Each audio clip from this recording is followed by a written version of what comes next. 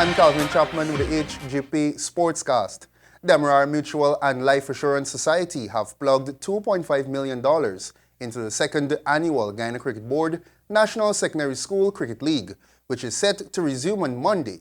The century-old insurance company has joined the Ministry of Education as the second sponsor of the competition, which is in its second year. Chasers Academy are the reigning champions of the tournament, which, according to the Director of Marketing for the Guyana Cricket Board, Raj Singh, cost some $50 million to run. Director of Marketing of the insurance company, Clarence Perry, expressed pleasure in supporting the foundation of Guyana's and West Indies cricket future. We see this as an investment towards the overall goal of developing once again in the future. Hopefully that these young men can go on to represent us nationally and also internationally, and once again return West Indies cricket to where it used to be. So if we can contribute in any way to making that happen, that's basically what we would like to do. Drew Bahadur, head of Guyana Cricket, said the initiative to rejuvenate cricket in Guyana was conceptualized by the governing body around the time Australian commentator Mark Nicholas described the West Indies cricket as brainless. Australia commentator, they call our cricketers dunce head or something to that effect. And I guess it affected every Caribbean person, for to be given that kind of name. And we at the Guyana board since last year took that initiative that, look, for us to improve Guyana cricket and further the West Indies cricket, we need to get back cricket in the schools, since cricket is no longer a sport, but it's more or less a career. So it helps when you can go out and, other than talent, have some amount of academic behind your name, so you can assess situations differently. The nationwide competition, which features some 17 zones, resumes on Monday with action in the Upper Demerara zone and on Tuesday in the Quarantine zone. Global governing body of football, FIFA, has confirmed that the Guyana Football Federation, Inc. has the right and authority to decide the composition of its competitions, including the Stag Elite League. 4 clubs have breached their obligations under the 2015 GFF Constitution by boycotting the 2016-2017 Elite League after the GFF Executive Committee decided to include 42 teams in the league.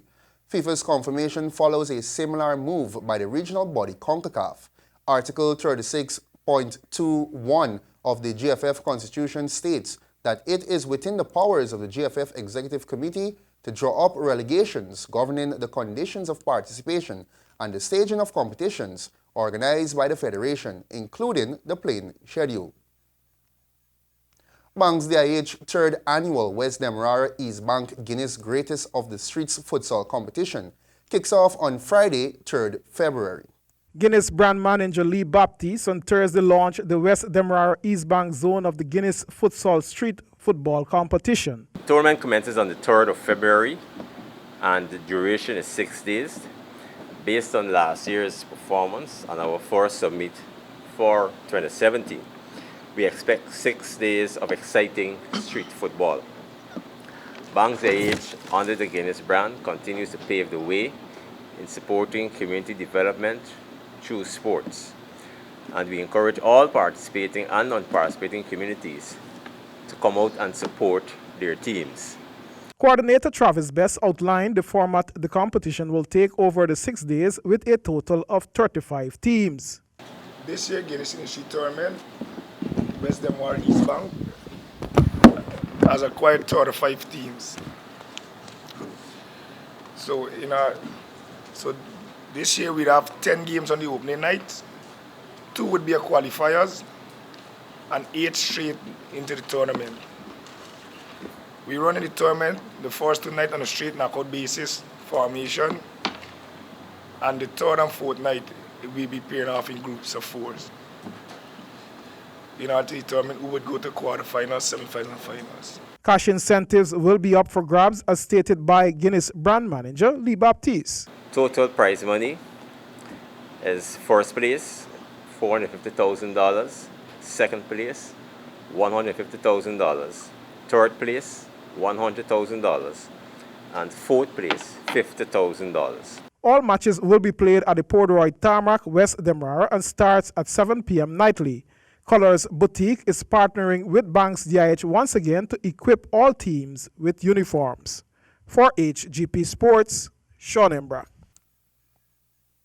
Former West Indies all-rounder Roger Harper was re-elected unopposed as president of the Georgetown Cricket Association, GCA, when the body held its annual general meeting and elections on Tuesday night at Muslim Youth Organization, Wolford Avenue. The position of first vice president was contested by Neil Barry and Laverne Fraser, but Barry had little hiccups, winning by 30 votes to 6. Azad Ibrahim easily retained his post as second vice president with a 29-8 victory over Fraser. Deborah McNichol was unanimously elected secretary, while Paul Costello went unchallenged for the post of assistant secretary. Dennis Wilson will serve as treasurer and Imran Ali, assistant treasurer. Both were unopposed. Graham Ali was unchallenged for the post of marketing manager, while Colin Alfred returned unopposed as a public relations officer.